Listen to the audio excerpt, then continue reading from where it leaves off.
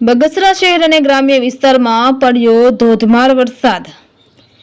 અમરેલી જિલ્લામાં હવામાન વિભાગે આપેલ આગાહીના પગલે ધોધમાર વરસાદ પડ્યો। બગસરા પંથકમાં છેલ્લા 3 દિવસથી અવિરત વરસાદથી જગતનો તાત ખુશખુશાલ।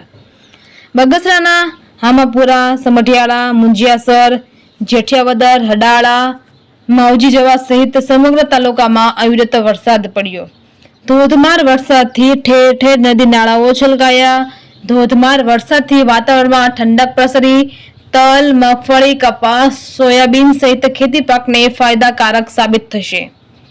આખો દિવસ વાદળછાયા વાતાવરણ વચ્ચે પલટો આવતા ધોધમાર વરસાદ પડ્યો। રિપોર્ટર અશોક મોહવર, બગસરા।